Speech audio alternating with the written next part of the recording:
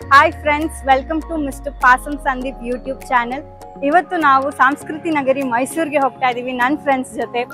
So ನಾವು ಅನ್ಕೊಂಡಿರೋ ಹಾಗೆ we are going to Chamundi Hills and Balmuri Falls, Nanjangud temple, Mysore Palace, అలాగే చుట్టుపక్కల ఏదైనా ప్రదేశం ఉంటే చిన్న చిన్నది చూడడానికి అదంతా కవర్ చేద్దాం అనుకుంటున్నాము. ఇప్పుడు ఆల్మోస్ట్ 7 o'clock అయింది. సో ఇప్పుడు మనం స్టార్ట్ అవుతున్నాము. So let's get started. Stay tune. So friends, ನಾವೀಗ ಜರ್ನಿ ಸ್ಟಾರ್ಟ್ ಮಾಡಿದ್ದೀವಿ. Bengaluru to Mysuru almost 150 kilometer ಆಗುತ್ತೆ. ಬಸ್ ಇದೆ, ಟ್ರೈನ್ ಇದೆ. ನಾವಿವತ್ತು ಕಾರಲ್ಲಿ ಹೋಗ್ತಾ ಇದ್ದೀವಿ, ಬೆಂಗಳೂರು ಮೈಸೂರು ಹೈವೇ. ಸೊ ನನ್ನ ವಿಡಿಯೋನ ಮೈಸೂರು ರೀಚ್ ಆದಮೇಲೆ ಮತ್ತೆ ಸ್ಟಾರ್ಟ್ ಮಾಡ್ತೀನಿ. ಅಲ್ಲಿ ತನಕ ನನ್ನ ಫ್ರೆಂಡ್ಸ್ ಇಂಟ್ರೊಡ್ಯೂಸ್ ಮಾಡ್ತೀನಿ. Hey Sandeep, see here, this is mister Sandeep Pasam. He is the owner of the YouTube channel. Hey Arjun, say hi. This is Arjun Gowda, car owner.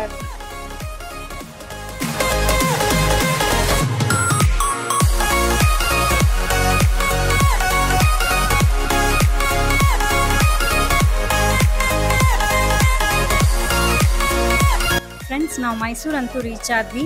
ಮೈಸೂರಲ್ಲಿ ನಾವು ಫಸ್ಟ್ ನೋಡಿರೋ ಪ್ಲೇಸ್ ಬಂದ್ಬಿಟ್ಟು ಮೈಸೂರು ಅರಮನೆ.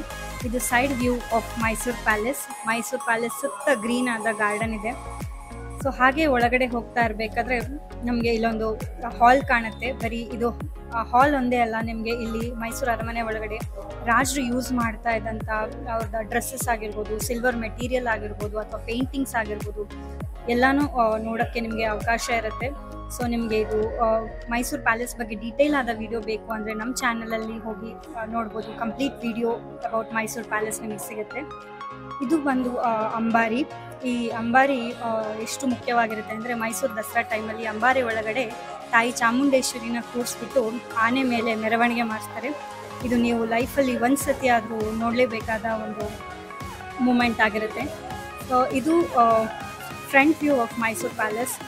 ಸೊ ಫುಲ್ ದೊಡ್ಡದಾದ ಜಾಗ. ಸೊ ವಿಶಾಲವಾದ ಅರಮನೆ. ನೀವು ನೋಡಿ ಪೀಸ್ಫುಲ್ಲಾಗಿ ನಿಮ್ಮ ಫ್ರೆಂಡ್ಸ್ ಜೊತೆ, ನಿಮ್ಮ ಫ್ಯಾಮಿಲಿ ಜೊತೆ ಟೈಮ್ ಸ್ಪೆಂಡ್ ಮಾಡ್ಬೋದು.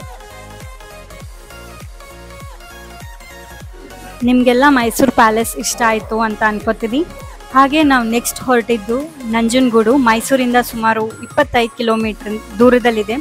ಇಲ್ಲಿ ನಂಜುಂಡೇಶ್ವರ ಸ್ವಾಮಿ ದೇವಸ್ಥಾನ ಇದೆ. ಸೊ ಬನ್ನಿ ಅಲ್ಲಿ ಹೋಗಿ ನೋಡೋಣ ದೇವಸ್ಥಾನ ಹೇಗಿದೆ.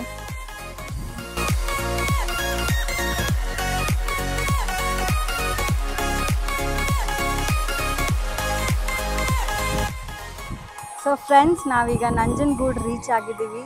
ನಂಜನಗೂಡಲ್ಲಿ ನಂಜುಂಡೇಶ್ವರ ಸ್ವಾಮಿ ನೆಲೆಸಿದ್ದಾರೆ. ಇದನ್ನು ದಕ್ಷಿಣ ಕಾಶಿ ಅಂತ ಕರೀತಾರೆ. ಇದು ಸುಮಾರು 10ನೇ ಶತಮಾನದಲ್ಲಿ ನಿರ್ಮಾಣ ಆದಂಥ ದೇವಸ್ಥಾನ. ಇಲ್ಲಿ ಕಪಿಲಾ ನದಿ ಹರಿಯುತ್ತೆ.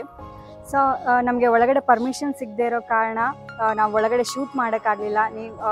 ನೀವು ಖಂಡಿತ ಮೈಸೂರಿಗೆ ಬಂದಾಗ ತಪ್ಪದೇ ನಂಜನಗೂಡಿಗೆ ಬರಬೇಕು. ಸುಮಾರು ಮೈಸೂರಿಂದ 30 ಕಿಲೋಮೀಟ್ರ್ ಏನೋ ಆಗುತ್ತೆ.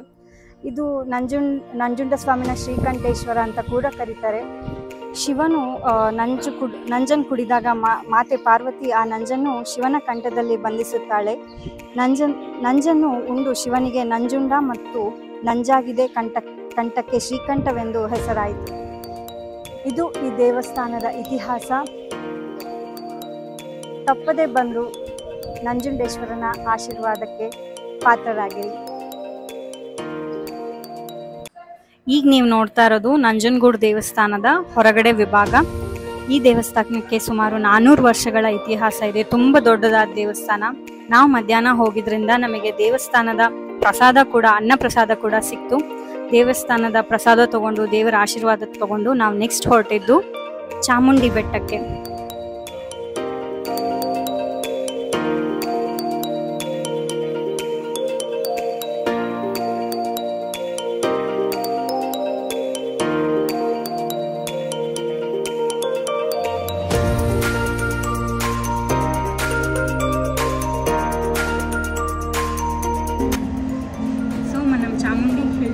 రీచ్ అయిపోయాం.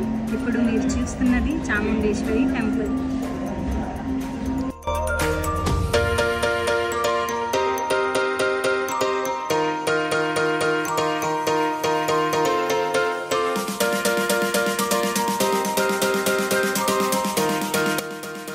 friends, finally we reached Chamundi Hills. Mana main aim of the trip was to visit Chamundi Hills.